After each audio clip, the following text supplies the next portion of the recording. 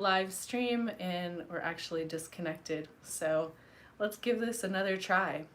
Had some questions come in, so we'll jump right into it. Let's go.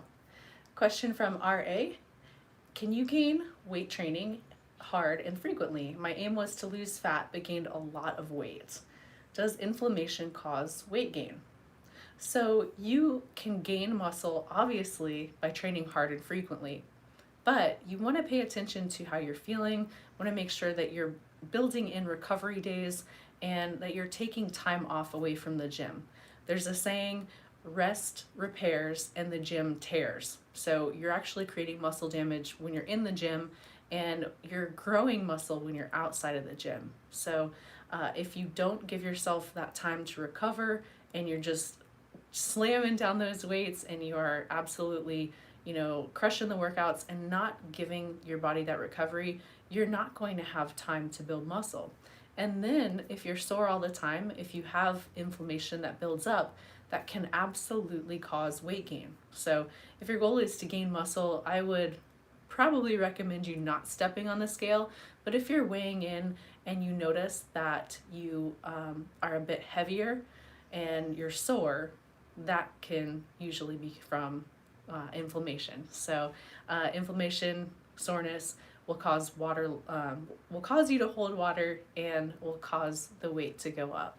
So make sure you've got that nice balance of training hard and giving yourself recovery.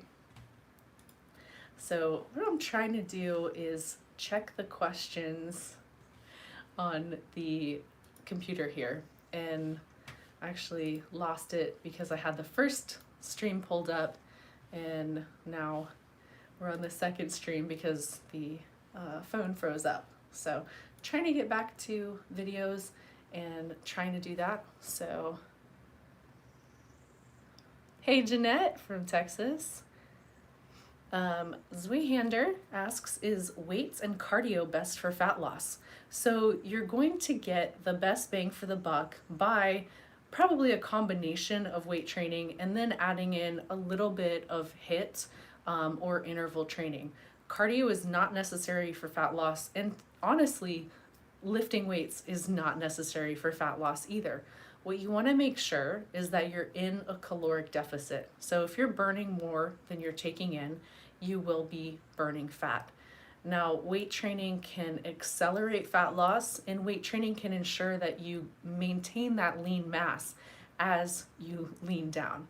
So the goal for most of us is going to be fat loss. It's not going to be just weight loss, because you can starve yourself and lose weight, but you're going to lose a combination of fat and muscle, and no one wants to look like a human coat hanger. So really important that you're weight training and you're in a caloric deficit most days. Murad says, I stopped my workouts for 20 days. Since that time, I ate junk food and I want to start again, but this time I'm pregnant. How can I deal with it? Well, you have got a lot going on. So being pregnant, you probably want to talk to your doctor. I can't really speak to that, but as far as wanting to start again, a good place to start would just be walking. And then depending on how far along you are, you may do lightweight training, and but again, definitely get the go ahead from your doctor. I don't have expertise in that matter. Lisa asks, hi, what should I eat after a workout? I heard I should eat carbs and protein, but not fat. Is that true? Yes, Lisa, that is true, and that can be the most helpful. A good combination of your protein and your carbohydrates, and you want a protein that's a little bit faster digesting. So typically a shake, if you take a shake, is good at that time. If not, then a nice lean meat or a nice lean protein combined with an easy digesting carb. If you love fruit, this would be the time to have your fruits. Otherwise, you can look to something like white rice, cream of rice, or even oatmeal post-workout. And you want to keep those fats low because fats slow down digestion. And the whole idea of that post-workout snack or post-workout meal is to replenish your energy stores and to help recover. And if you ingest fat post-workout, everything is going to be slowed down and your recovery will be a bit slowed down. So Try to plan your fats around the time when you're a little bit more sedentary. So let's say you work a desk job and you work 9 to 5, then breakfast could be protein and fats. And if you train later in the day, then you want that pre-workout meal and that post-workout meal to have your carbs and your protein and be low fat. So maybe less than 5 grams of fat. Alexandra says hi from Ireland. Well, hello. So Michelle asks, is it true walking an hour or more a day on the treadmill will burn your muscle instead of burning fat? So Michelle, we have to look at a number of different things when we're looking at steady state cardio. So if you're walking for an hour and you're really pushing it hard, let's say you're at 60 to 65% intensity, and maybe your nutrition isn't really on point, then at that point you could risk losing muscle. Or let's say you've weight trained and then you get on the treadmill and you walk and you really push it for an hour. Then your body is in a little bit more of a fasted state. So again, there's a chance of losing muscle. What I would recommend is if you want to walk, then walk nice and easy and try to keep it separate from your weight training. So and fasted cardio, the jury's kind of out on that. If you feel better doing cardio or walking easy in the mornings fasted, go for it. It can help boost fat loss. Now, if you're interested in losing fat and maintaining muscle, I always go back to sprint intervals or high intensity interval training, something where your intensity is a little bit higher. Now, during that session, you're going to burn quite a bit of glycogen, which is, where the carbs are stored in the muscle. But after the workout is when the magic happens, and that is when you will burn more fat. And this effect can take place up to 24 hours after. It's called EPOC. It's exercise post excess oxygen consumption. It's also known as the afterburn. So really, really good to know. Brenda, good question. Peeing during deadlifts, can that be fixed? Girl, do your Kegels, work on your pelvic floor strength, and yes, it can be fixed by actively working on that.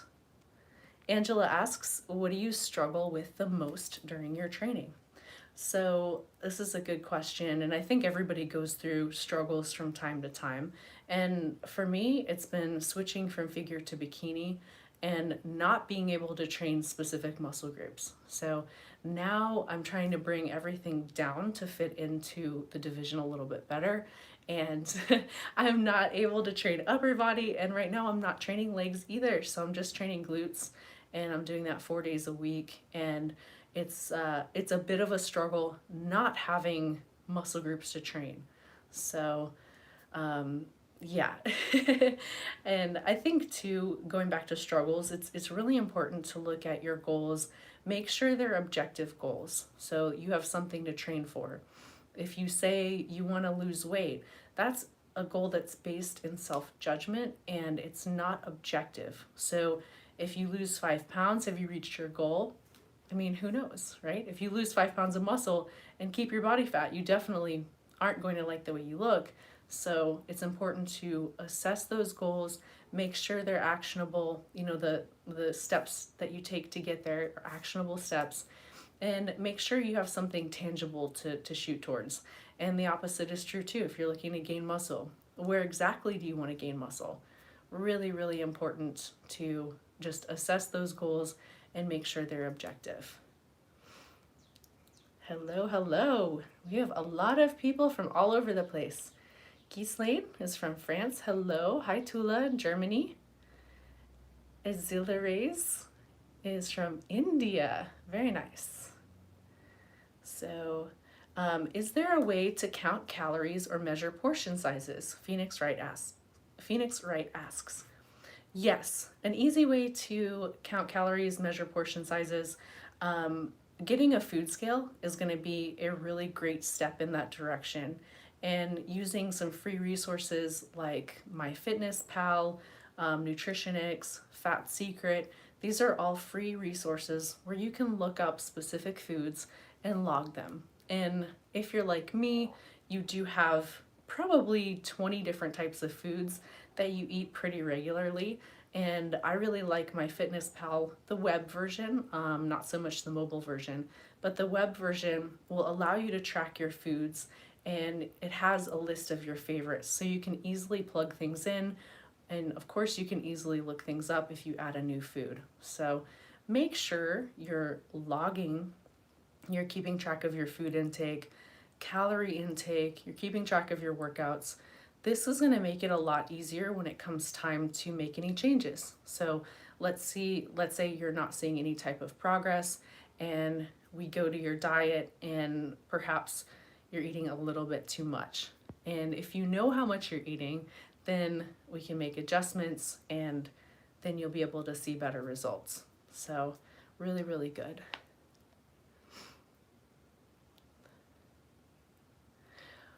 Okay, Sue.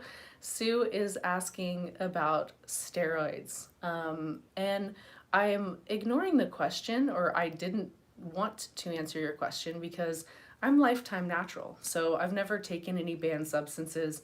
I can't speak to it. So I appreciate your tenacity and, appreciate the question. And I do think that a lot of people are open about it.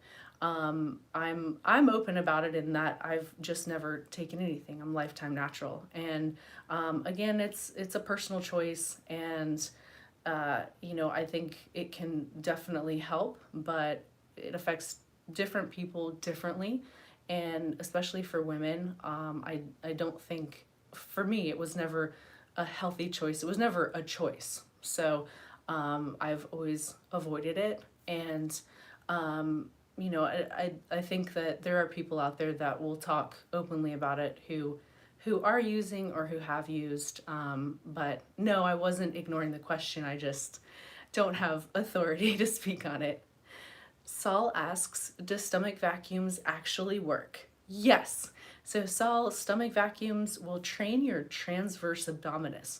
So if you think about that transverse abdominis, it's actually like an internal girdle that can tighten up and can take inches off your waist, depending on where you start from. I've been doing vacuums for a couple of years now, and took about 1.5 inches off of my waist just by training that transverse abdominis. So it's the internal girdle, but you'd like to think about it as the musculature under the six pack. So of course the six pack, the rectus abdominis is what we see, and it's what a lot of people want to develop, but it's important to develop that musculature under. And not only will it decrease your waist circumference, but it's also going to help with overall core strength. It can help with just all other strengths too, like lifting and making sure that you're stabilized. So yes, Melinda says really important for spinal stabilization on top of waist slimming. Absolutely. Hello, Alexandra. Thank you, Angela. So Palmuna asks, stomach vacuums as in belly dancing techniques. Yes, so with belly dancing, you are actually manipulating that transverse abdominis, but you're doing it in kind of like an undulating way. You're not actually pulling in and holding it. So with vacuums, you're consciously pulling in the diaphragm and holding it for a period of 10 to 30 seconds, depending on, how what your goals are, where you started. So Sherry says your workouts sometimes have close grip lat pull downs, so many abbreviations. And then at the end, you have 50 close grip pull downs. Yeah, so Sherry, if you're doing something like, 4x10 or 3x10 lat pull downs, and then you go back and you do a set of 50, This has been shown to really increase fat burning. It's going to hit metabolites, so it's going to give you a really awesome pump. It can be great for breaking through plateaus. So typically I like to choose machines to do that on. Like you wouldn't go do 3 sets of 10 squats and then come back after the workout and do a set of 50 on squats. Maybe on leg press. But yeah, it's really great for, again, breaking through plateaus and giving you that pump and increasing fat burning. SD asks, the best way to stay fit during lockdown.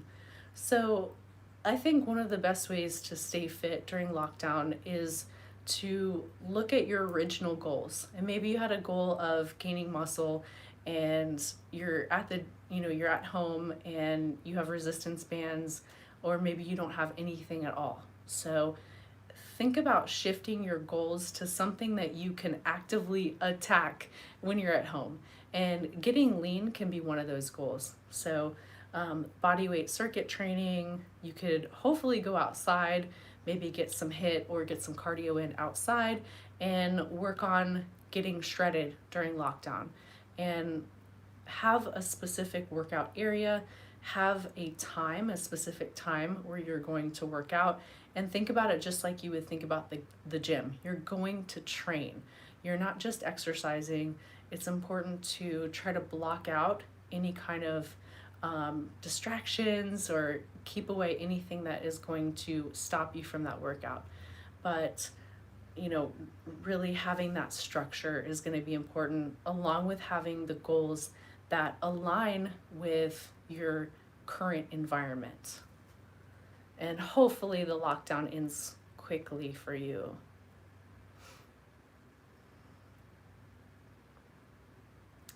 Hi, Kat. Kat says she's binged watched the videos and she's new to the channel. Well, thank you for watching. And she says, I mentioned I like stevia and sparkling water when you feel hungry. Do you have any other tips? I'm doing it right now. I've got my Waterloo with stevia in it. Okay, so any other tips? Choose some high moisture content vegetables. Things like celery, cucumbers. Those are my 2 favorites. And this is going to sound probably a little gross, but at night when I'm really hungry, I'll take celery and I'll sprinkle it with some stevia and some cinnamon. I'll do the same for cucumbers. And the high water content of the vegetables really helps with satiety and can, increase the feelings of fullness. And I would also recommend increasing your protein intake and make sure it's in the form of lean meats, and also increasing your fiber intake within reason. So having a bit more fiber in your diet is going to be fantastic for gut health, and it's also going to be great for improving those feelings of satiety. Noah asks, getting closer to competitions, do you increase cardio or weights? Okay, so it really depends on the prep, and typically I like to increase my overall activity. So I'll go on more walks, but this is not pushing the limits speed walking, this is just moving. So I try to make sure that as calories come down, which they certainly will when you're trying to lean down, you're going to bring your body, or you're going to try to be in a caloric deficit. So with that, it's called non-exercise activity thermogenesis, or NEAT. This tends to decrease. And when NEAT is decreased, you can go from burning 600 to 1,000 calories a day to burning very little. So let's say you pull back your calories by 300 or 500 per day. Well, your body is going to compensate and adjust accordingly. So really important to keep an eye on those steps. You can wear a fitness tracker if you'd like, or you can just schedule walks, or you can just make sure that you're staying active. And this is going to be so, so important when it comes to fat loss, and knowing your body and knowing that your body is going to adjust no matter what you throw at it. And what we try to do is overcome that so you don't plateau. Kedar asks, what do you think about carnivore diet? Well, I think it can be good if you have inflammatory conditions, if you have anything autoimmune.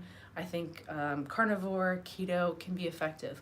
All of these niche diets have their place, really.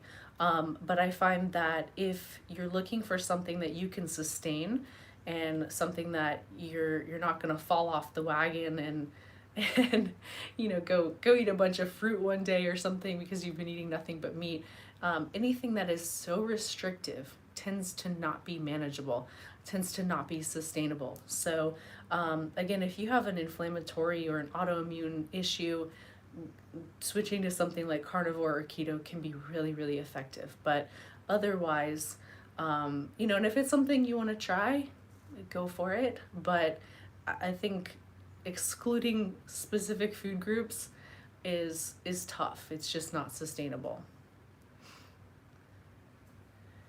And speaking of keto, Vic is saying that he is a little overweight and he wants to lose weight and his fitness level is low.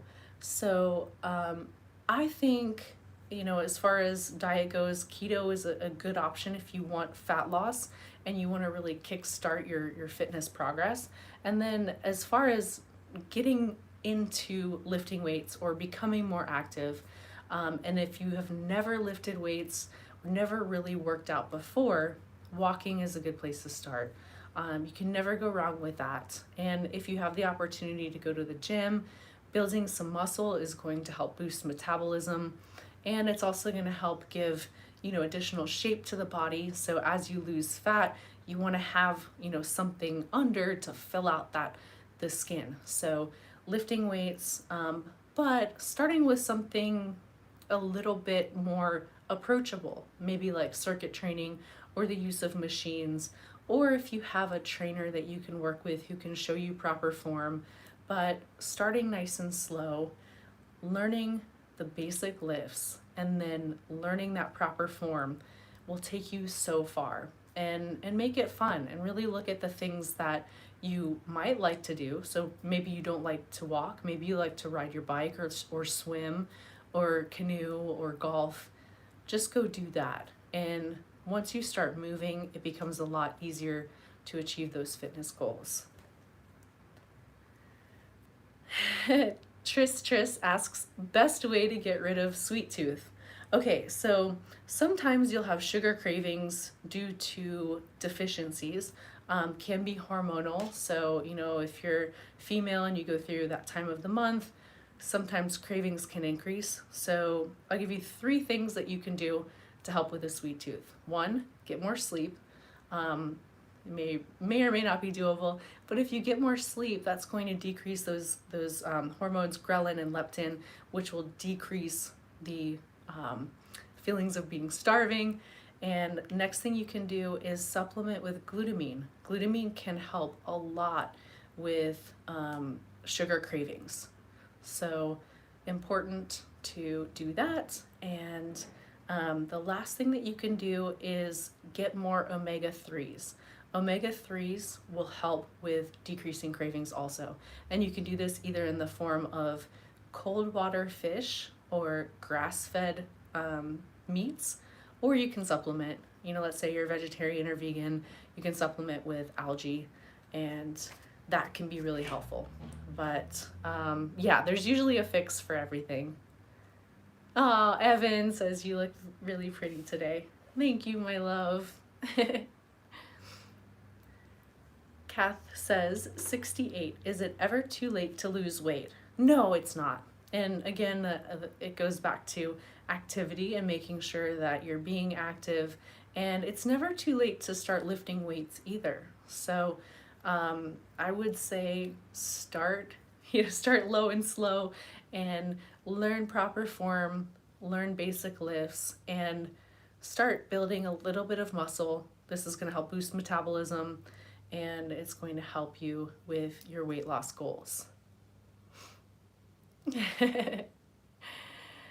Akram asks, is protein bar good or shake? So typically it depends on your goals. If you're looking to the supplement as a meal replacement, then you're gonna get a little bit more satiety out of a protein bar. And typically that's because a bar has more fats. A lot of them are high fiber, so it's gonna keep you feeling fuller longer and can be a good substitute for a meal if you're in a pinch. I would say probably don't make a habit of it because they're relatively healthy, but there's really no substitute to whole food. And a shake is going to be your best bet post workout. So, especially if it's whey protein isolate, whey protein concentrate, anything but your casein. So, your casein can be good at night or as part of a meal replacement. So, it depends on the type of protein, but typically speaking, your bars are going to be better as meal replacements, and your shake is going to be better post workouts.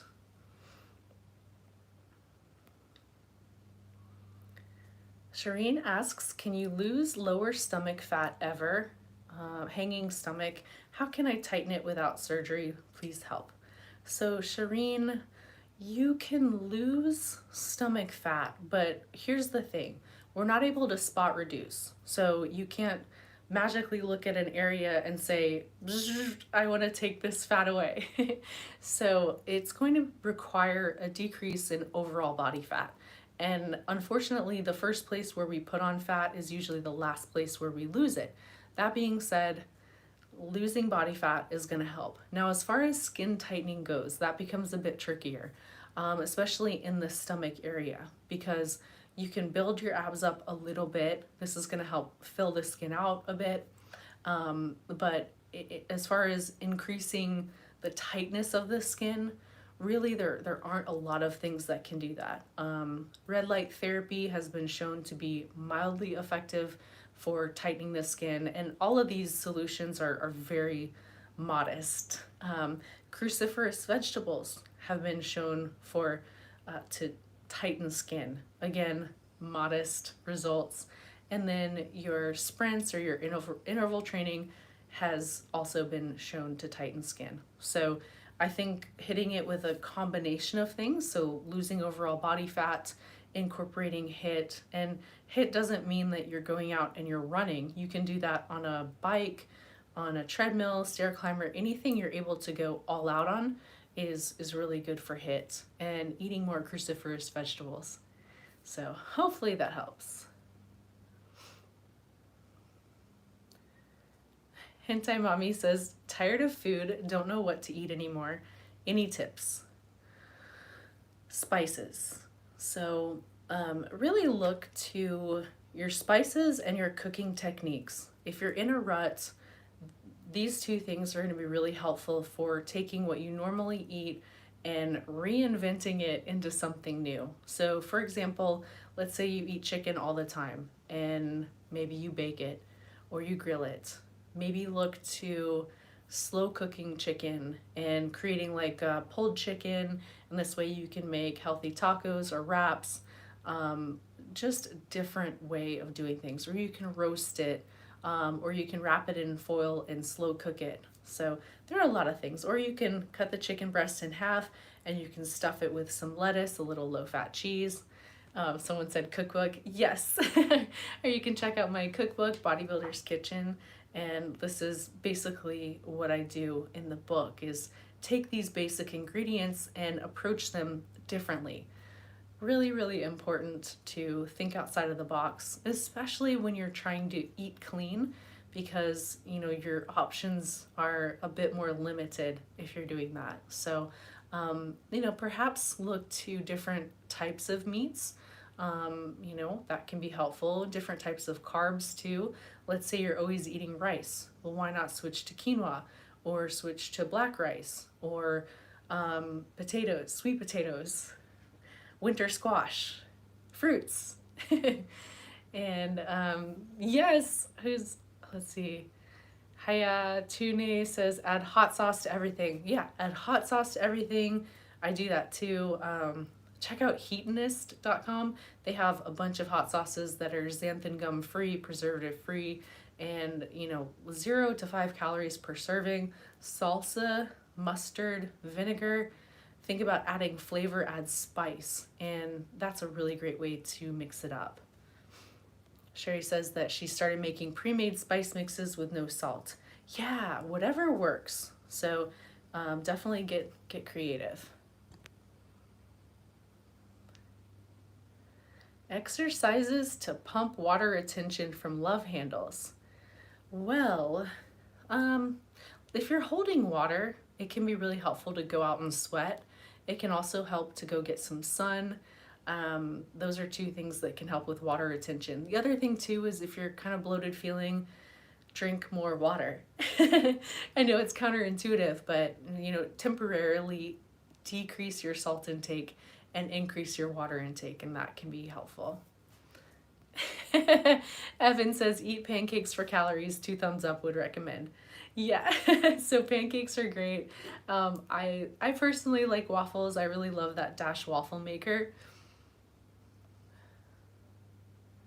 Christine asks, size 32 to 16. That's awesome. Congrats. Does intermittent fasting help break plateaus? So the jury is really out on intermittent fasting because it's going to depend on the window of time where you're eating. And if you're doing these crazy warrior fasts and you're only eating once a day, and you're female and you haven't hit menopause yet, it can really harm your hormones. So you have to be careful. I would say start with a more moderate approach, something like time restricted feeding. And this is simply eating according to your circadian rhythm. So you might eat between the hours of 7 a.m. to 7 p.m. Or 6 a.m. to 6 p.m. This can be really great for encouraging fat loss. And typically intermittent fasting, it's just tough. And over time, it can decrease lean body mass. It can decrease your metabolic rate. And of course, intermittent fasting does boost growth hormone. It does boost hormones. But here's the thing. If you're boosting your hormones, it's temporary. And then you don't have anything in your body to be able to apply these hormones to. So you're empty and your growth hormone is increased, but you're not eating anything. So you're not going to make any gains. Calissa says intermittent fasting is hard to sustain long term. It is. And of course, everyone's different. So if you love intermittent fasting, you see great results with it. And I've done it off and on for, I did it for about 6 months and I really enjoyed the mental clarity. But here's the thing that was hard for me with intermittent fasting. It was going until 1 or 2 o'clock in the afternoon before I would eat, and I'd be so hungry I would end up eating too much. And it didn't matter if that window was 4 hours, I would blow my basic caloric budget on a couple of meals. And if you're looking to gain muscle, if you want to maintain muscle, it's hard. So it can work if you're one of the outliers. It can be good temporarily, but just be careful with it.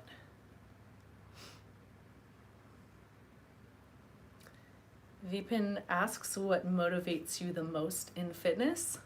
Y'all motivate me the most. So this fitness community is really incredible. We can be connected all over the world and have the ability to hear all kinds of stories, and it's incredibly motivating and inspiring. So just being here and talking with y'all today motivates me. It wants me to continue to learn, to be better, and to want to help and to want to share. So I hope that sentiment goes on to you and you're able to in turn help people and help boost people up. Because in the fitness community, we are all individuals, we're all seeking greatness, but we all get to define what that greatness is. So we define our own success and we're on our own individual journeys, but we can always help each other get there. And someone else getting to the top of their mountain and reaching their goals doesn't impact me negatively at all. It makes me see what's possible. So I just really love it, and I want to be in the fitness industry for as long as possible. Devops Kish asks, glutes can be trained 3 times a week. Yes, yes. Glutes can be trained really often. They're the largest muscle group in the body, and if you're going to train them 3 days a week, what I would recommend is having one day. Well, let's start in the beginning of the week. Your first glute session would be high, heavy weights, low reps. So you really want to blast the fast twitch muscles. Your day 2 would be more slow twitch focus. So you're going to be in that 12 to 20 rep range with moderate weight.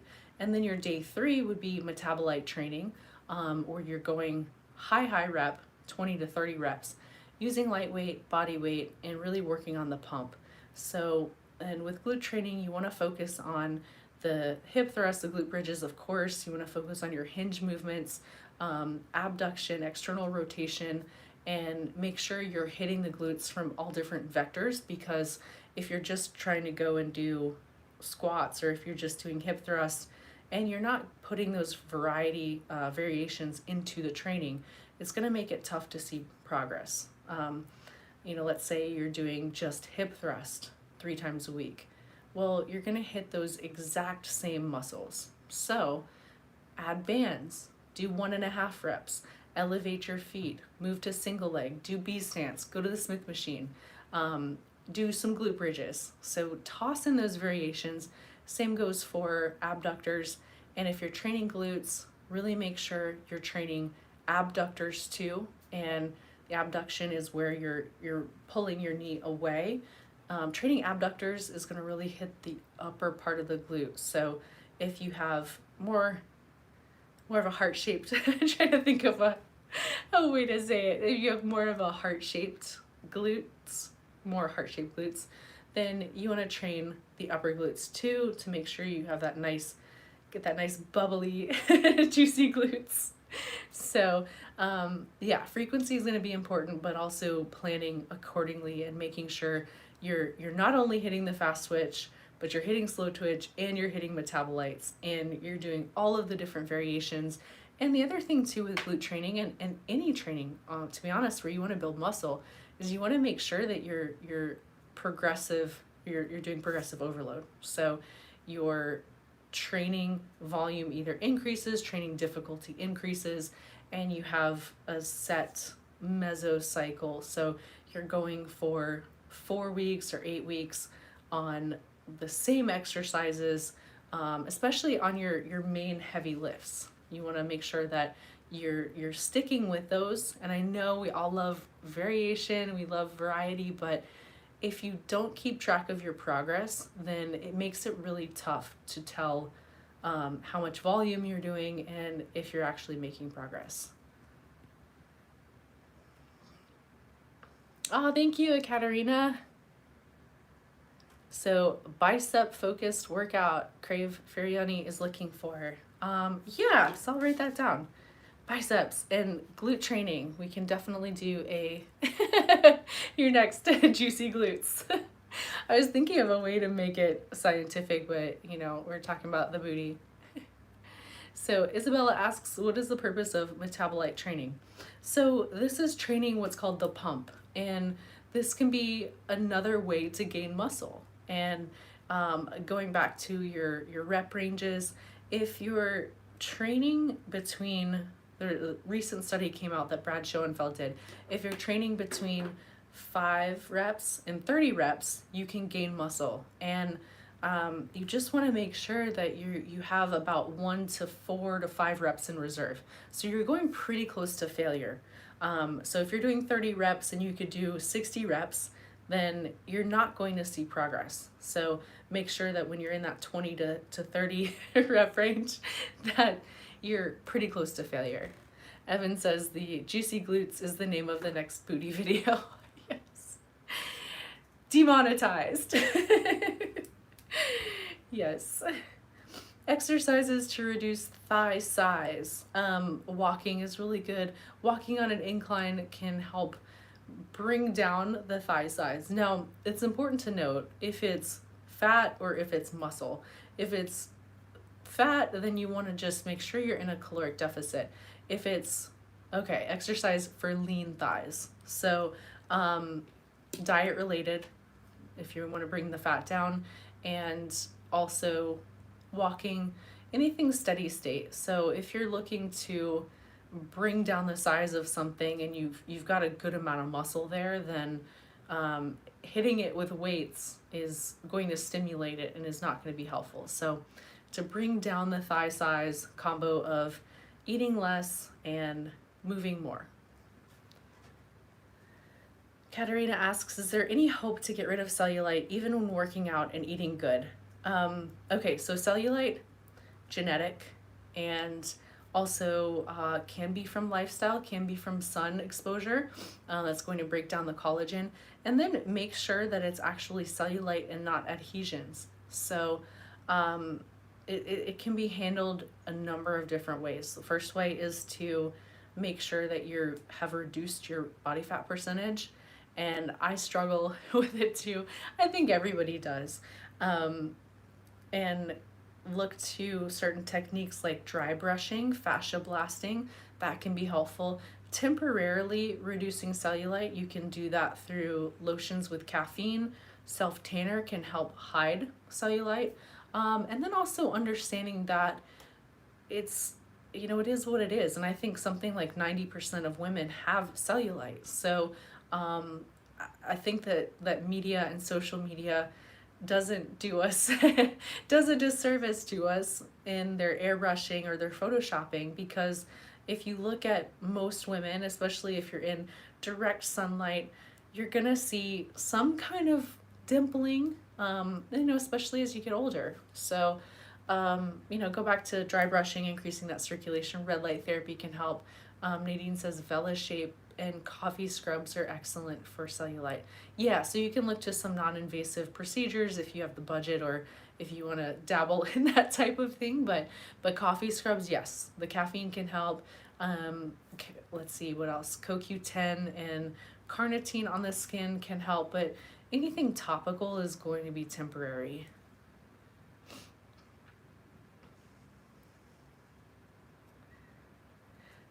So do I have a figure prep program? Sandra asks. I do have a 90-day program called Strong Curves, and it's on my website. This is for building that X frame, and really great reviews on it. Okay, Isabella asks, tips for training for a bikini competition as an overweight beginner. So Isabella, if you're starting and you're overweight, I would suggest building a good foundation of lean mass. So get yourself to what's called maintenance lean and stay there for about 6 months. And what this is going to do is it's going to help reset your hormones. It's going to give you a new metabolic set point, and it's going to give you a starting point. You don't want to go from being overweight to contest lean, because what's going to happen is it's going to take a lot of time to get you contest lean, and then you have to struggle with that rebound after the show. And this is what a lot of competitors and a lot of trainers don't talk about, is what happens after competing. And it's really, really tough. So the longer you diet, the slower your metabolism is going to be.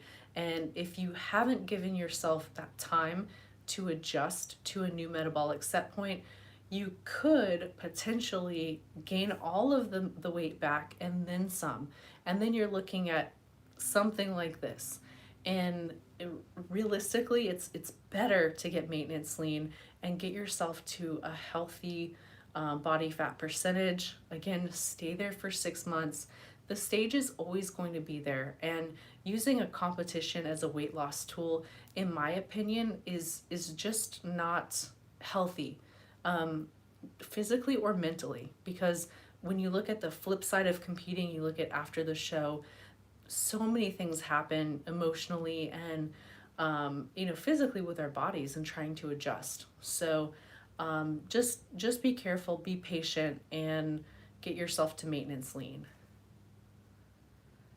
Yeah, Sherry says healthy weight loss 1 to 2 pounds per week. So typically, if you're looking to just lean down, you're looking at losing 1% of your body weight each week, and then get to maintenance lean and stay there for 6 months.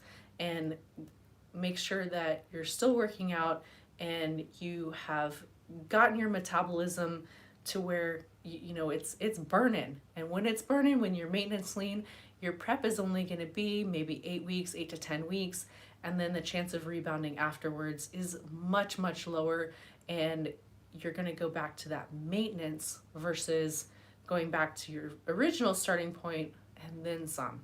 See it all the time with competitors, unfortunately, and they're just saying it's YOLO, you're only lean once, and this is what happens if you jump to competing too soon.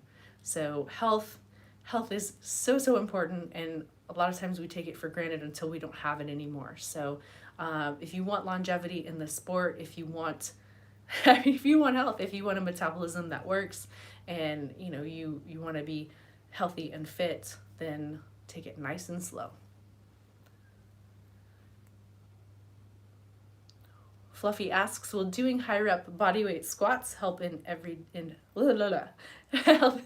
rep bodyweight squats help every day to reduce fat?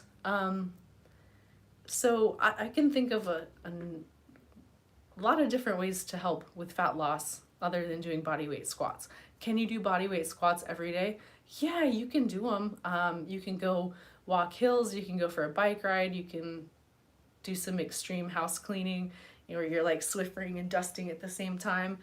Just kidding, kind of. But just make sure you increase your activity, and that's going to help with fat loss.